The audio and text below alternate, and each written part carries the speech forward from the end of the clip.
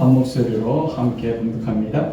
사람의 땅에 번성하기 시작할 때에 그들에게서 딸들이 나니 하나님의 아들들이 사람의 딸들의 아름다움을 보고 자기들이 좋아하는 모든 여자를 아내로 삼는지라.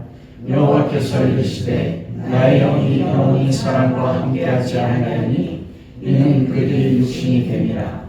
그러나 그들의 날은 내 기신이 되리라 하시니라. 당시에 땅에는 네피림이 있었고 그 후에 또 하나님의 아들들이 사람의 딸들에게로 들어와 자식을 낳았으니 그들은 용사라 고대의 명성 있는 사람들이었더라. 여호와께서 사람의 죄악이 세상에 가득함과 그의 마음으로 생각하는 모든 계획이 항상 악할 뿐임을 보시고 땅 위에 사람 지으셨음을 한탄하사 마음에 근심하시고 이르시되 내가 창조한 사람을 내가 지면에서 쓸어버리되 사람으로부터 가축과 기는 것과 공중의 새까지 그리하리니 이는 내가 그것들을 지었음을 한탄하니라 하시니라. 그러나 노아는 여호와께 은혜를 입었더라. 아멘. 오늘은 세상의 거인인 돈과 교회란 말씀을 가지고 함께 은혜를 나누도록 하겠습니다. 젊었을 때보다 더 큰 문제로 저에게 다가오고, 그리고 그게 극복하기 쉽지 않은 실제적인 문제고 저희 삶의 현실이기 때문에 이 돈 문제에 대해서 말씀을 나누고 싶었습니다. 그래서 오늘은 이 말씀의 첫째 설교의 대상자가 저 자신인 것입니다. 그런 관점으로, 그리고 여러분들이 적용할 수 있는 차원으로 들어주시면 감사하겠습니다. 우리가 지난 시간까지 세상의 거인 네피림에 대해서, 그리고 용사와 명성 있는 자에 대해서 말씀을 나눴습니다. 여러분, 거인의 상징은 무엇입니까? 파워, 힘입니다. 거인은 힘으로 상징되는 거거든요. 그래서 여러분, 오늘날 세상에서 최고의 힘이 무엇이라고 생각하세요? 여러 가지가 있겠지만 방금 누가 들렸어요. 뭐라고요? 돈이 세상의 최고의 파워입니다. 우리나라 같은 경우도 여러분 드라마에서 많이 보지 않았습니까? 대통령은 권력이 몇 년이에요? 5년이에요. 그래서 그 드라마 같은 데 보면, 재벌 영화 같은 데 보면 정치의 최고의 힘인 대통령에 의해서 재벌 기업이 흔들리잖아요. 우리가 잘 아는 것처럼 전두환 대통령에 의해서 어떤 그룹이 사라졌습니까? 국제그룹이 사라졌어요. 그리고 대우그룹은 분식회계가 정말 심했기 때문에 그럼에도 불구하고 그런 그룹들을 회치할 수 있었던 것이 정치 권력입니다. 그런데 재미난 게 뭐냐면, 그런 드라마를 보면 그런 재벌들이 하는 말 중에 하나가 뭐예요? 정치 권력은 몇 년이에요? 5년이지만 우리는 뭐라고요? 영원하다. 딱 이렇게 이야기합니다. 여러분, 지금 세상에서 돈이 없으면 세상이 멈춰버린다는 거예요. 우리나라에게 가장 큰 고통, 지금도 우리 청년들이 실질적으로 겪고 있었던, 우리나라에 가장 큰 고통을 줬던 게 1997년에 있었던 IMF입니다. IMF는 뭐 때문에 생겼어요? 돈입니다. 달러. 대통령이 무식해가지고, 죄송합니다. 그분 장모님이죠. 근데 그 결과로 우리 젊은이들이 겪는 고통이 너무 큰 거예요. 달러 외환 보유고가 얼마인지 몰라가지고 기업이 무너지고 대량 해고가 되고, 그때 많은 가장들이 자살을 했습니다. 그 이유는 돈인 것이에요. 세상에서 가장 힘으로 대표되는 것이 돈인 것입니다. 그런데 저는 오늘 이 거인 네피림, 그리고 용사들, 명성 얻는 자들, 이 세 가지의 모든 특징이 포함되어 있는 게 뭐냐면 돈입니다.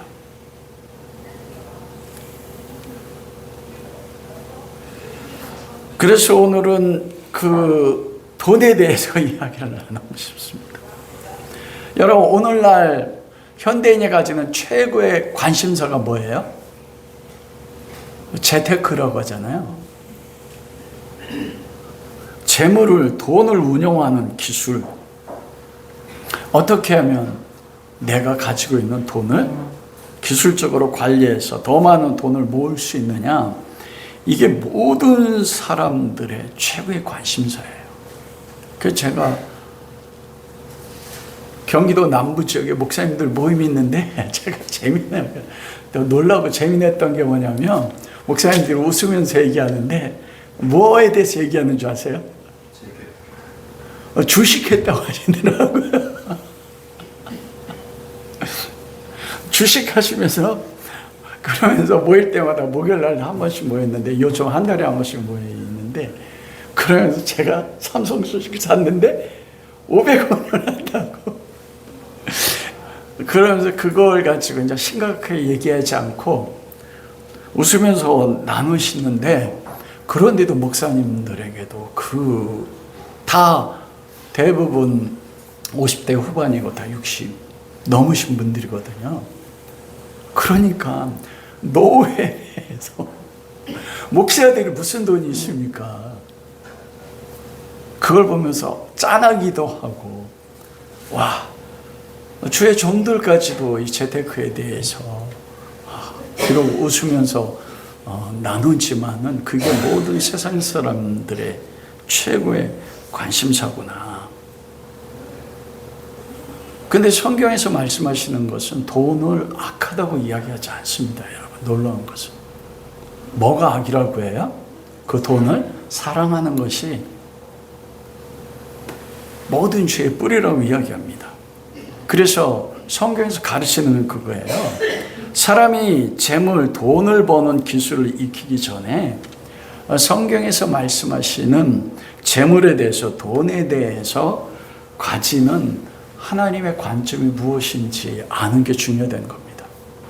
그럴 때 나에게 주시는 그 재물을 어떻게 사용하게 될 때 그 재물이 만악의 뿌리가 아니고 좀 이따 말씀을 나누겠지만 사람을 살리는 생명을 가지는 놀라운 하나님의 은혜의 도구가 될 수 있다는 것입니다.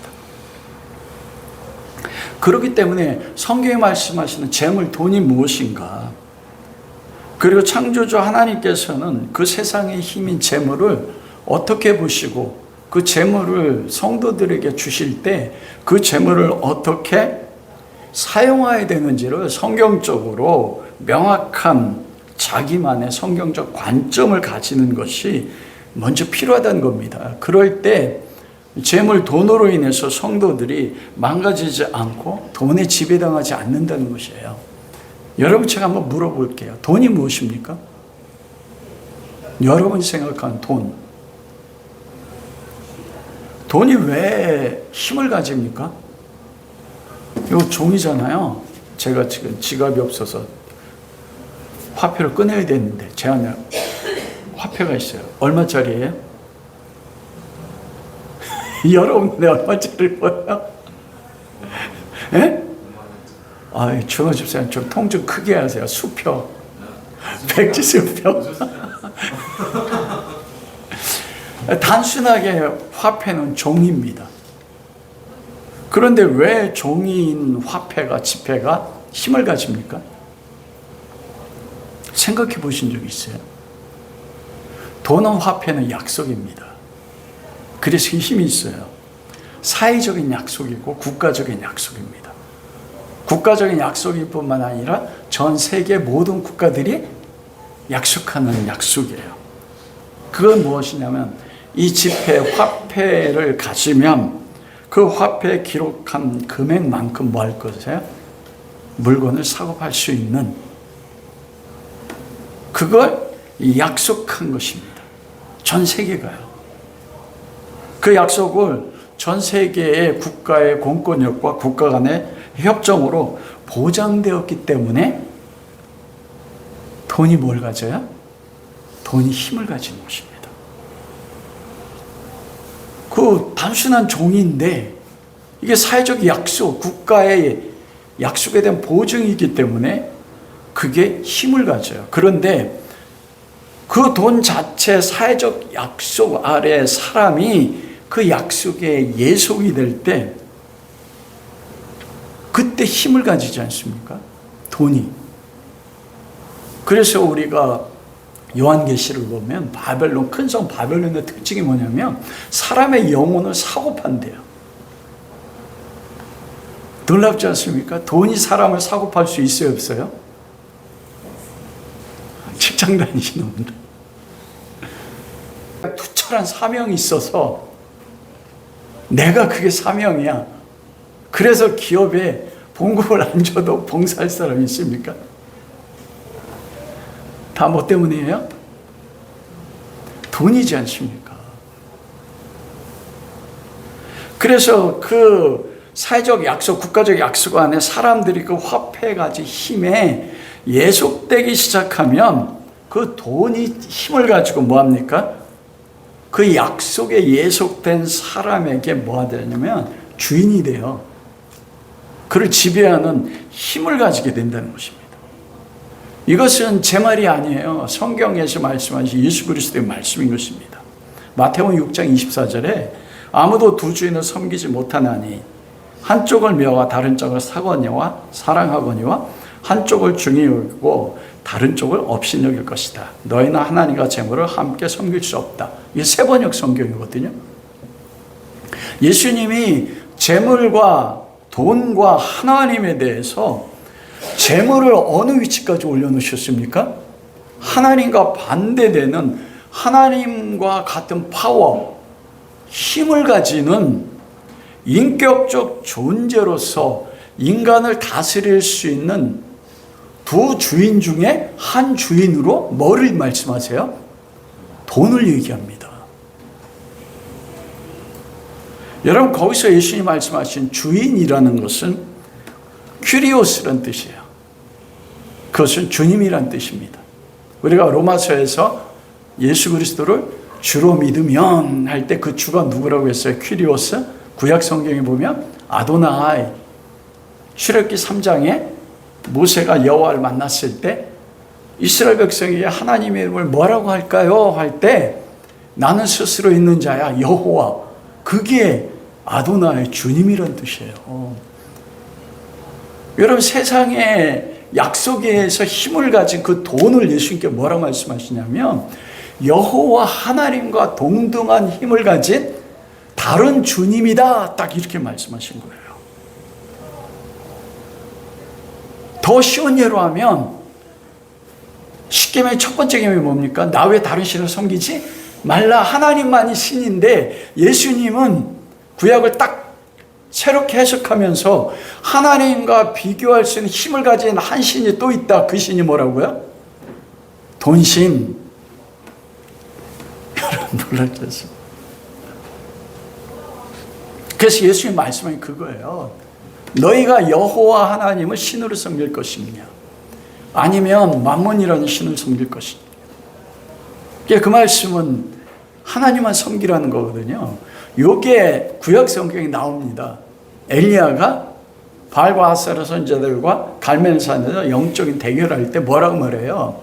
여호와가 하나님의 여호와를 섬기고 바알이 하나님이면 바알을 섬기라. 바알은 뭐냐? 풍요의 신이에요. 오늘날로 예수님 말씀은 돈입니다. 근데 이스라엘 백성이 하나님 여호와와 바알을 같이 섬겼다고요. 같이 섬길 수 없어요. 오늘날 그리스도인이 가진 가장 큰 아픔이 뭔지 아십니까? 똑같습니다. 그래서 그걸 뒤돌아보자는 거예요.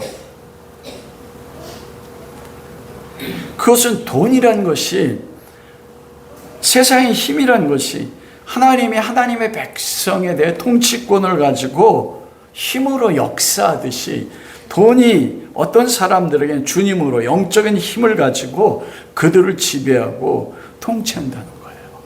여러분은 어떻습니까? 하나님이 여러분의 주님이십니까? 아니면 돈이 여러분의 주님이십니까? 쉽지가 않아요. 제가 60이 넘은 나이에 평생까지 그리스도를 섬기는 삶을 살았음에도 불구하고 나이가 먹으면 먹을수록 이 문제가 저에게 너무나 큰 현실로 다가오는 것입니다. 그래서 창세기 6장 말씀을 노아를 통해서 하나님이 그들의 마음의 생각이 항상 악하다는, 그 마음이 악한 게 무엇인지, 그 마음속이 거인이에요. 내가 거인되고 용서가 되고 싶어하고 명성 얻는 자, 저는 이것을 오늘은 뭐로 풀었다고요? 도녀. 왜냐하면 제가 그 모습이었어요. 여러분, 그래서 부는 모든 악독의 원천이다. 돈을 사랑하면 일만하게 뿌리다 그러잖아요. 왜냐하면 돈은 우리가 가지는 모든 욕망을 실현시킬 수 있습니다. 그렇잖아요. 제가 들은 재미난 얘기 가운데 누구랑 이런 얘기 안 할게요. 그게 나쁜 게 아니니까.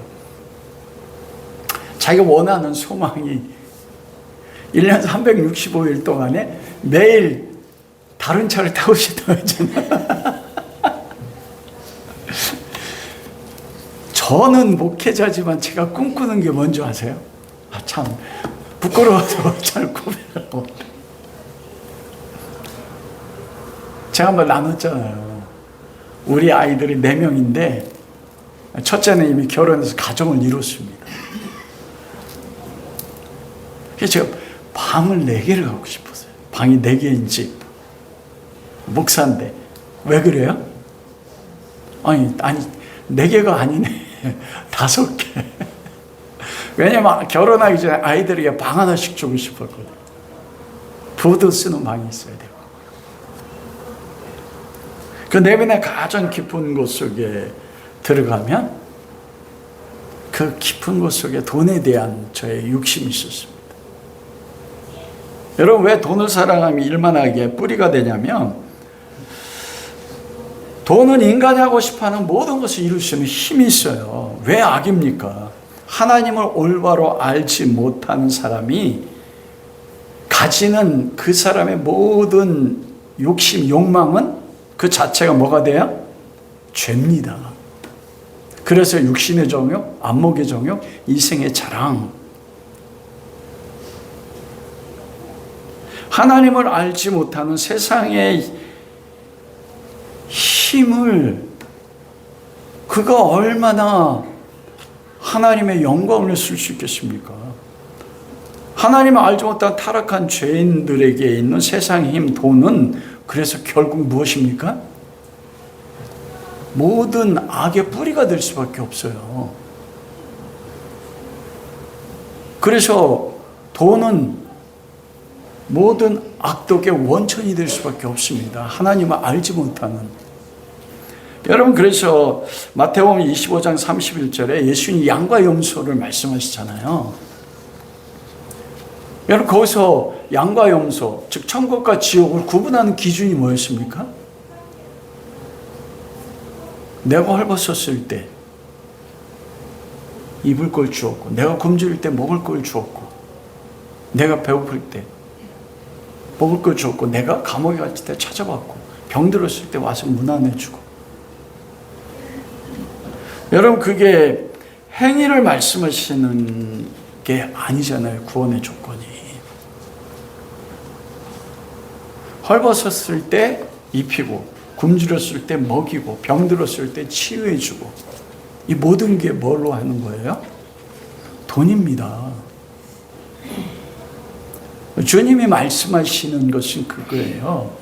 예수 그리스도를 믿게 되는 사람은, 그리스도의 사랑을 아는 사람은 뭐예요?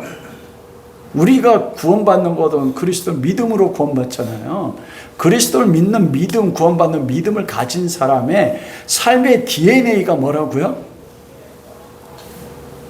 그게 마태복음 25장의 양이에요.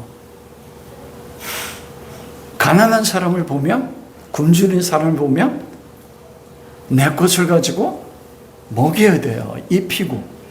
그러면 뭐가 들어요? 재정 돈 아닙니까? 그게 믿음을 가지게 되면, 믿음은 사랑과 일꼬르잖아요. 고린도서 13장 13절. 믿음, 소망, 사랑은 항상 있을 것인데 그 중에 제일은 사랑인데 하나예요. 믿음은 사랑이란 말이에요. 그리스도를 믿으면 그게 사랑으로 나타나는 거예요.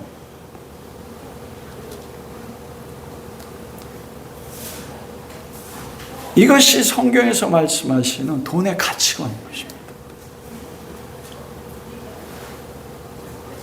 그래서 우리가 잘 아는 것처럼 사도행전에 성령이 예루살렘에 임했을 때 초대교회 가운데 나타났던 게 무엇입니까?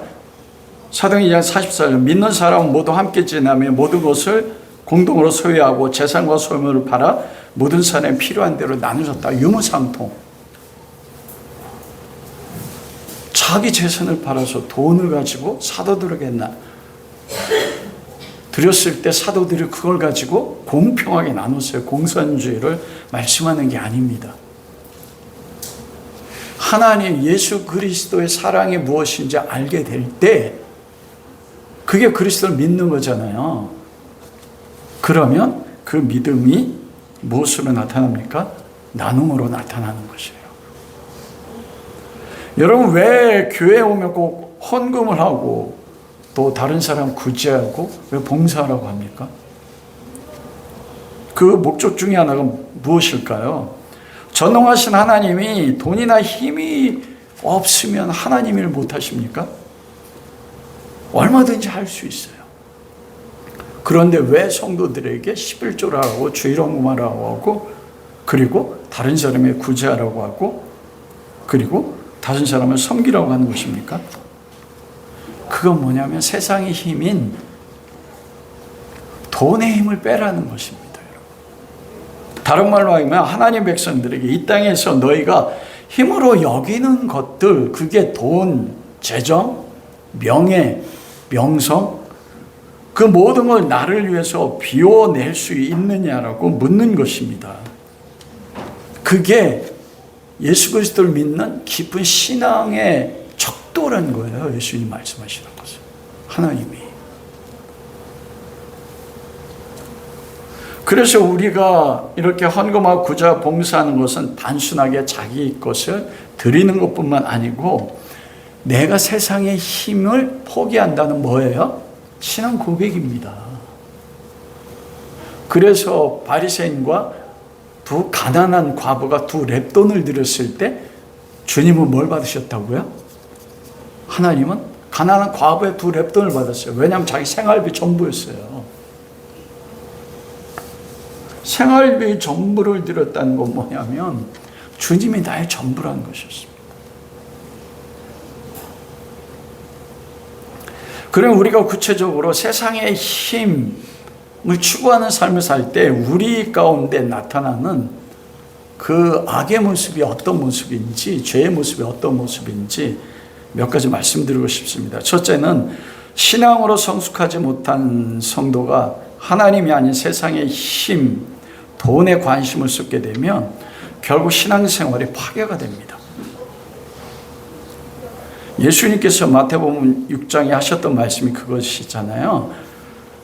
사람의 보물이 있는 곳에 뭐가 있다고요? 너희 마음이 있다고 말씀합니다. 이 땅의 보물을 생각하고 이 땅의 힘인 돈을 추구해야 될 때 그 사람의 마음의 모든 것은 무엇에 빼앗깁니까? 돈에 빼앗겨요. 그리고 점점 하나님은 멀어지게 되어 있는 것입니다. 그리고 그 마태복음 6장에 그렇게 말씀하시잖아요. 그러므로 이 땅에 보물을 쌓아두지 말고 하늘의 보물 쌓아두라 이렇게 말씀하시잖아요. 여러분 이거 해석 잘해야 됩니다. 이게 구제나 선교하라는 말씀 아니에요. 내가 가진 돈을 다른 사람에게 쏟는 게 하늘의 보물을 쌓는 것이다. 이게 막기도가 틀립니다, 여러분. 만일 그게 맞다면 내 재물을 가지고 잘 해석하셔야 돼요. 다른 사람에게 나누고 좋은 곳에 쓰는 것이 하늘의 보물을 쌓는 것이라면 돈이 없는 가난한 사람들, 못 배운 사람들은 그들은 뭐 하는 거예요? 이 땅에서도 보물과 상관없이 사는 사람들은 하늘의 보물을 쌓지 못하는 겁니까? 만일 그렇다면 하늘의 보물 쌓기 위해서 뭐가 필요해요? 돈이 필요하잖아요. 이게 논리적 모순이라고 하는 겁니다. 그렇게 해석하면. 그러면 예수님께서 하늘의 보물을 쌓기 위해서 다른 사람의 구제를 통해서 하늘의 보물을 쌓기 위해서 너희는 뭐라고 하는 거야? 이 땅의 보물들을 위해서 살아라. 그 말씀이 되지 않습니까? 여러분이 배운 거 다르지 않아요? 그래서 여러분의 보물을 땅에 쌓지 말고 하늘에 쌓으라는 것은 쌓으라는 것에 초점이 있는 게 아니고 어디에 초점이 있냐면 장소에 초점이 있는 거예요. 그 말은 이 땅에는 너희가 쌓을 보물이 전혀 없다는 뜻입니다. 참 보물은 어디 가운데만 있어요? 하나님 안 나라에만 있으니까 그 참 보물을 추구하라는 삶. 제가 다시 설명하면 보물이 뭡니까 그럼 여러분? 그걸 명확해져요. 보물. 오늘 찬양하는데 보배 보물에 대해서 나왔잖아요. 보물이 누구예요? 예수 그리스도 아니에요. 고린도서 4장 7절. 우리가 이 보배를 질그릇에 가졌으니 보배는 무엇입니까? 우리는 질그릇이잖아요. 쓸모없는. 그런데 고린도 4장 1절부터 보면 복음입니다. 복음 대신 그리스도를 질그릇 같은 우리가 가지고 있어요. 예수 그리스도. 우리 성도 누구나 그렇기 때문에 성도는 그 자체 보물을 가지고 있습니다. 보물인 그리스도가 우리 안에 있기 때문에 그 자체가 보물이고 그 자체가 하나님 나라인 거예요. 그러므로 보물을 하늘에 쌓으라는 것은 무엇입니까? 보물이 그리스도예요.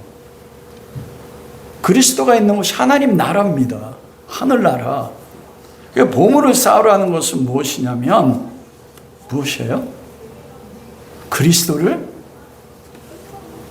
쌓으라는 것이에요. 모든 것이 생각하고 말하고 행동하는 모든 것이 뭘로 하라고요? 그리스도로 하는 게 여러분 하늘의 보물을 쌓는 겁니다.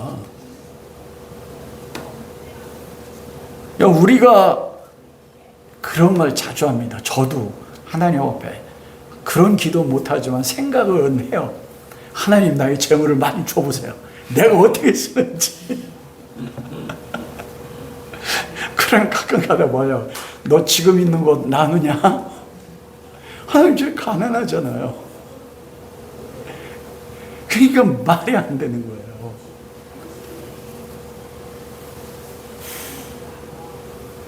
여러분 예수 그리스도 보십시오. 예수 그리스도가 하나님이 재물을 많이 주셔서 예수님이 다른 사람 살렸습니까?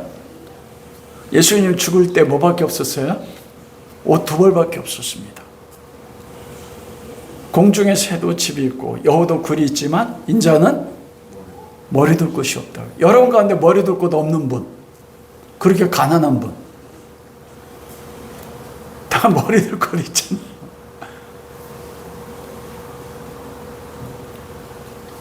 여러분 제자들은 어떻습니까? 성전 미문에 앉은 사도행전 3장 안진뱅이를 베드로가 일으킬 때 뭐라고 했습니까? 은과 금은 내게 없거니와 내게 있는 것을 내게 주노니. 베드로에게요 사도들의 은과 금 없었어요. 근데 내게 있는 것을 내게 줬어요. 그 내게 있는 것이 뭐였어요? 나사렛 예수 이름으로 일어나 걸어라. 제자들이 있는 게 뭐였습니까? 보물이었습니다. 그걸 안진뱅이가 성전을 등에 지고 성전이 뒤에 있는데 그의 관심은 성전이 아니었어요. 하나님. 그의 관심은 뭐였어요? 성전을 등에 지고 미문을 통해 성전에 오는 사람들, 그의 주머니에 관심이 있었어요.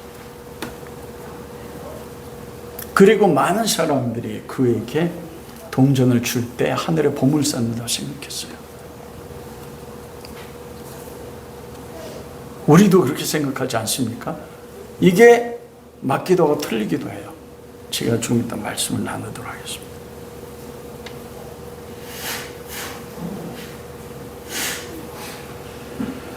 그러면 가장 중요한 그러잖아요. 재물을 흘려보내는 것이 하늘에 보물 쌓는 것이란 가르침은 어떻게 되는 겁니까? 구제하라고 말씀하시잖아요. 그것은 먼저 내 마음에 보물 대신 그리스도가 나의 주인이 될 때, 마태복음 25장에서 양과 염소를 나눌 때요. 그리스도의 살이, 그리스도의 피가 내 안에, 그리스도와 내가 하나가 돼서 그리스도의 사랑이 내 안에 넘치고 그 은혜가 무엇인지 내가 알면, 오늘 창세기 6장 8절에 그러나 노아는 여호와께 은혜를 입었다. 은혜를 입자 뭐 했어요? 120년 동안 방주 줬어요. 그리스도가 내 안에 있게 되면요, 내가 그리스도를 믿게 되면, 그 사랑을 알게 되면 내 안에 있는 그리스도의 사랑이 나로부터 흘러나와서 다른 사람에 흘러가는 것. 그 흘러가는 것 속에 내 마음이 있습니다. 사랑이 있습니다. 그런데 그 마음과 사랑만 흘러가는 게 아니고 그때 뭐가 흘러가요? 재물이요. 그때 그 재물은 뭐예요? 하늘에 쌓는 것입니다. 왜냐하면 그때 그리스도가 내 안에 있어서 내가 받은 그리스도의 사랑 때문에 나도 가난하지만 나보다 더 가난한 사람, 더 공공한 사람을 바라보고 내 것을 쪼개서 나눠줄 때, 그것은 단순하게 그때는 재물이 아니고 그게 뭐가 됩니까? 그 사람의 마음이에요. 그 사람의 사랑이에요. 그건 재물이 아니에요. 그럼 그 재물에 그 사람의 마음이 담겼다면 그 사람의 마음은 뭐예요? 예수 그리스도입니다. 그리스도를 나누는 거예요. 그리스도의 사랑을. 그러면 그게 뭐예요? 그때? 그게 하늘의 보물을 쌓는 거라니까요. 그 중요한 건 뭐냐면 목적과 동기입니다. 내가 재물을 나누는 거, 봉사와 구제하는 목적이 내 안에 있는 그리스도의 사랑, 내가 받은 은혜가 너무나 커서 그 사랑을 아니까 다른 사람이 궁핍하고 그 사람의 눈빛 속에서 그가 겪어지는 아픔이 그의 삶에서 말로 나눌 때 그 사람이 영혼이 찢어지는 것 같은 아픔이 무엇인지 내 마음에 다가올 때 내 안에 그리스도의 사랑이 어떻게 돼요? 그 사랑이 나를 붙잡아서 나도 없는 가운데도 나누는 거예요. 흘려보내는 거. 그게 하늘의 보물을 쌓는 거예요. 왜냐하면 그 재물은 단순한 재물이 아닙니다. 생명이라고요. 여러분, 우리가 현대인이 받는 최고의 치료가 무슨 치료래요? 금융치료를 하잖아요.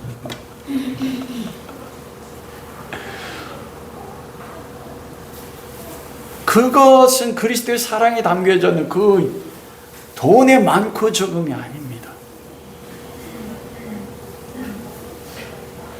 그게 그리스도의 마음이잖아요. 그게 십자가잖아요.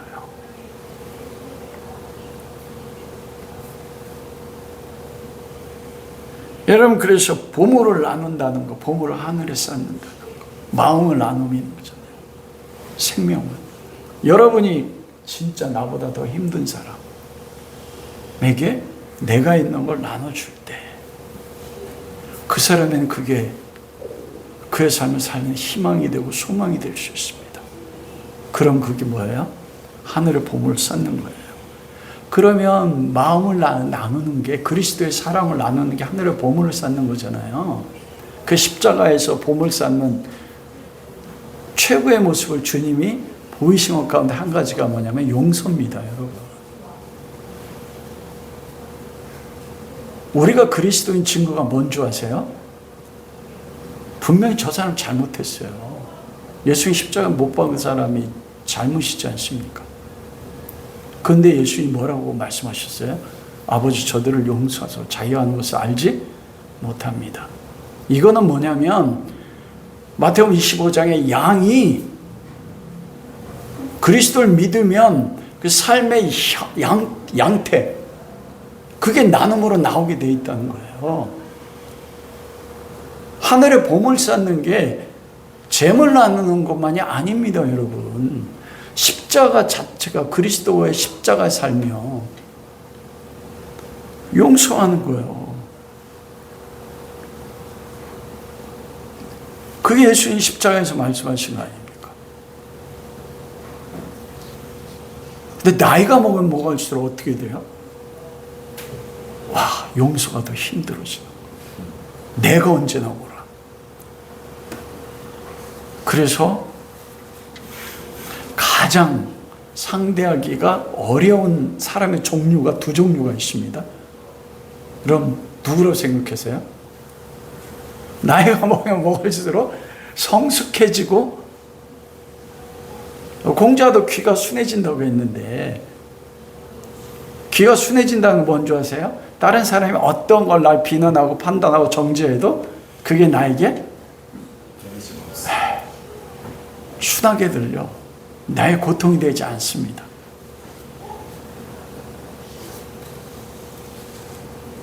어린아이예요, 신앙. 두 번째로 세상의 힘을 추구하고 돈을 추구하는 것은 성숙하지 못한 성도에게 그 힘을 유지하기 위해서 평생 삶에서 불안과 염려와 근심에 빠지게 됩니다. 여러분, 왜 하나님 나의 평강을 주지 않으세요? 여러분, 내 삶에서 돈이 나의 주인이 되면 결코 평강 없습니다.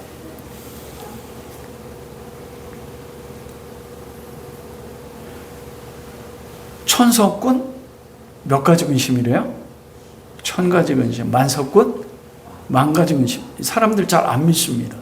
저도 잘 와닿진 않아요. 왜냐하면 제가 만석군 돼본 적이 없어요. 근데 이건 그대로부터 내려오는 격언 아닙니까? 여러분, 우리가 평생 먹을 만큼 돈을 가지게 되면 평안할까요? 돈은 날개가 달렸다고 하잖아요. 그게 언제 날아갈지 모릅니다. 그렇기 때문에 더 이 가지고 있는 돈의 사람이 돈의 주인이 되게 되면 이걸 만족할 수 없습니다. 이걸 기반으로 해서 더 큰 돈을 모으려고 하는 조바심, 그 돈을 효율적으로 늘리려고 하는 고민, 또 모든 돈을 이게 빠져나가면 안 되니까 안전하게 지키려고 하는 불안감, 그 돈으로 인해 지금 누리고 있는 삶이 잃어버릴까 봐 매일 불안한 삶을 살아요. 여러분, 그리스도의 대부분의 불행이 가난 때문에 오지 않습니다, 여러분. 이 욕심이에요. 돈에 내 마음을 빼앗겼거든요. 그리스도는 사라져버렸어요, 내 마음 전부에서. 내 삶의 목적 자체가 돈이 되다 보니까 그것을 늘려야 되고 지켜야 되고, 그것이 나의 삶의 안정감이 되다 보니까 평안할 데가 없습니다. 그렇다면 내가 목적하는 돈이 자기 기준이 있잖아요. 그게 채워지면 그때 만족할 줄 아십니까? 재벌들이 왜 그렇게 돈이 진짜 많은 재벌들은 1000년을 돈을 써도 못 쓸 돈을 가지고 또 왜 더 벌려고 해요? 그게 욕심이에요. 그 돈이 자기를 안전하게 여겨준다고 하니까 가지고 있는 거 가지고 불안하거든요. 그때는 그 불안이 우리로 하여금 불신앙으로 이끌어가요. 하나님이 잃어버리는 것입니다. 왜 불신앙인 줄 아세요? 돈이 생기면 어떻게 돼요? 돈은 뭐라고 했어요? 신이라고 했죠. 돈은 사람을 부릴 수도 있어요. 내가 필요로 하는 거 모든 거 행할 수 있어요. 근데 하나님 찾을 필요가 없습니다. 한국교회가 왜 이렇게 무너진 최고 이유 가운데 한 가지가 기복신앙입니다. 가난할 때는 하나님 배고파요. 그래서 저 어릴 때 새벽기도 가득 찼어요. 그러면 심화되면, 왜냐하면 진짜 가난했거든요. 그래 저희 세대, 윗세대 부모님들은 진짜 보릿고개를 겪으면서 하셨어요. 그분들 이렇게 새벽에 80년대 경제가 부흥하기 시작하면서 한국에가 폭발적으로 늘어났는데 교회가 부자가 됐어요. 성도들이 하나님의 은혜로. 그러니까 그 돈 가지고 내가 하고 싶은 거 다 할 수 있어요 이제는. 그러니까 하나님을 찾아요? 안 찾습니다. 그러니까 불신앙 가운데 빠지게 된다니까요. 하나님 잃어버리는 거예요. 세 번째로는 세상의 돈은 사람의 눈을 멀게 합니다. 그건 뭐냐면 세상의 힘을 소유하고 돈을 갖다 보니까 그 소유를 누리고 돈 가지면은 와 저도 돈 있으면 가장 하고 싶은 게 너무 많아. 죄송해요. 목사가 이러면 안 되는데. 저도 아직 믿음이 온전하지 못해가지고 그게 너무 좋아서요. 마음을 전부 뺏겨서 다른 사람의 가난이나 다른 사람의 아픔이나 고통을 볼 수 없습니다. 그들의 아픔이 무엇인지 느낄 수 없습니다. 그게 여러분 부자와 나설의 비유입니다. 부자가 왜 지옥 갔어요? 여러분 그 부자 유대인입니다. 이스라엘 사람이에요. 둘 다 나사로와 같이 하나님을 섬긴다고 한 사람입니다. 그런데 왜 부자는 지옥 갔을까요? 부자는 지옥 가고 거지는 천국 간다? 아니요. 부자가 정말 유대인인데 그가 여호와 하나님을 정말 믿는 사람이었다면 하나님의 마음을 알 것입니다. 하나님의 마음은 우리가 구약성에 보면 어디에가 있습니까? 죄인된 인간이지만 끊임없이 말씀하는 게 고아와 과부와 개개가 있다고요. 하나님이 마음이 어느 사람들을 쏠려 있는지 아는 거예요. 그게 단순한 고아와 과부와 그리고 나그네가 외적인 것도 있지만 영적인 것도 있습니다. 아버지 하나님을 잃어버린 고아, 남편 그리스도를 잃어버린 과부, 천국을 향해 가지 못하는 순례자가 아닌 세상에 나그네, 그것도 있지만 실제적인 거예요. 그가 정말 부자가 하나님을 믿었다면 그의 삶에 뭐가 나타나요? 자기 문 앞에 있는 나사로요. 죽을 때까지 내버려뒀어요. 그건 뭐냐면 하나님의 마음을 모르는 자입니다. 근데 어떻게 죽어서 영생 얻는 천국에 갑니까? 영생이 뭐라고 했어요? 영생 하나님 아버지와 그에 보내신 예수 그리스도 아는 것이라고 했다고요. 하나님의 마음을 아는 것, 그러면 그리스도의 마음을 알게 되면 어떻게 나타나요? 가난한 사람이나 내 주변에 그가 부자인데 그럼에도 불구하고 그가 겪는 고통이 나에게 다가오는 것을 아는 사람이에요. 무감각하지 않다는 것. 그래서 만문병, 돈을 사랑하는 병의 가장 대표적인 증상이 뭐냐면 무감각증입니다. 다른 사람에 대해 몰라요. 나만 알아. 내가 최고야. 모든 건 나 중심이 돼야 돼요. 나만 안전하면 돼.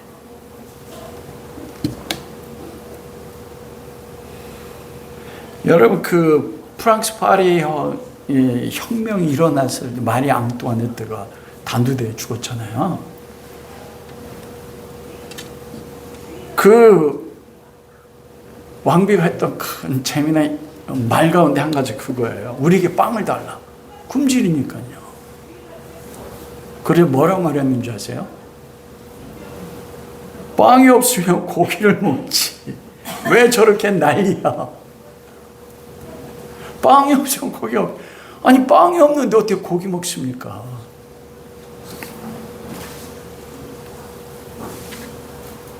네, 마치도록 하겠습니다.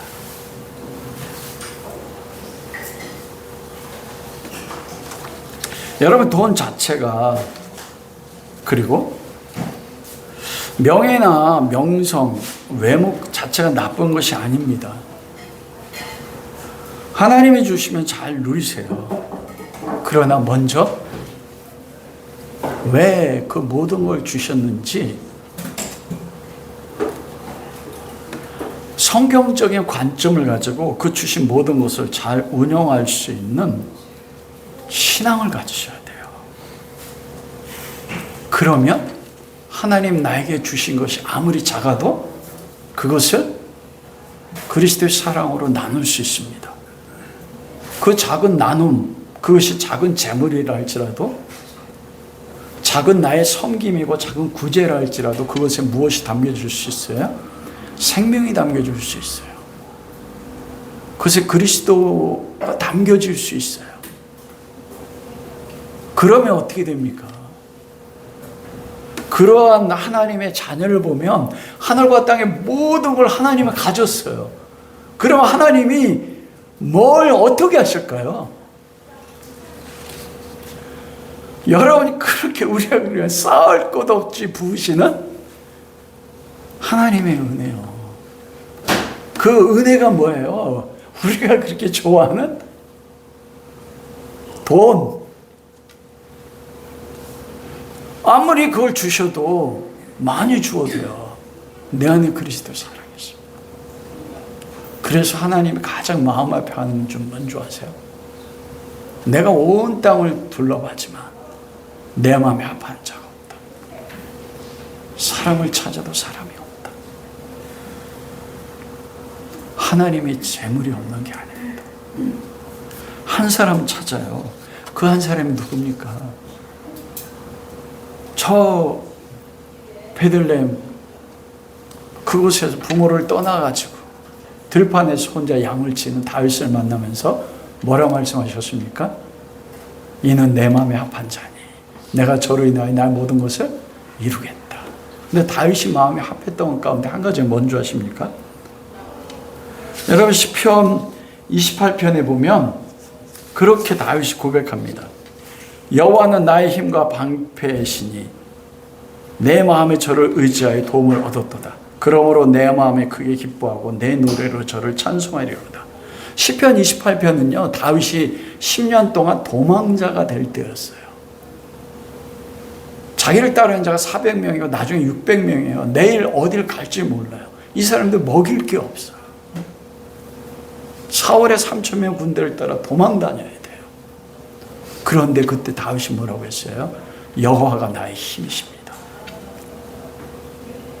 그 10년입니다. 그 10년을 그 광야에서 여호와만을 힘으로 삼았을 때 하나님이 그가 헤브론에서 유다의 왕이 돼서 7년을 통치하고 예루살렘에서 33년 동안 온 이스라엘 왕으로 통치할 때 모든 것 다 주셨어요. 그가 죽을 때 성전을 짓기 위해서 하나님에게 예비한 금이 10만 탈란트입니다. 자기가 바친 금이 7천 탈란트입니다. 10만 탈란트면요 지금으로 따지면 500조가 넘어요. 모든 거 하나 주셨어요. 다 주니까 그걸 어디다 드렸어요? 하나님 성전 쓰라고. 그럼 다윗은 자기 왕궁에서 가난하게 살았을까요? 뭘 주셔도 뭐 할 수 있어요? 그리스도의 사랑에 따라서 나눌 수 있습니다. 하박국 3장 19절에 주 여호와는 나의 힘이시라 나의 발을 사슴과 같게 하사 나를 나의 높은 곳에 다니게 하시고 바벨론에서 멸망할 거라고 말씀했거든요. 의인은 믿음으로 살리라 그게 하박국에 나오지 않습니까? 그게 뭐예요? 내가 멸망해서 온 모든 백성 바벨론의 포로로 잡혀가도 나의 힘은 누구시라고요? 여호와만이 나의 힘이십니다.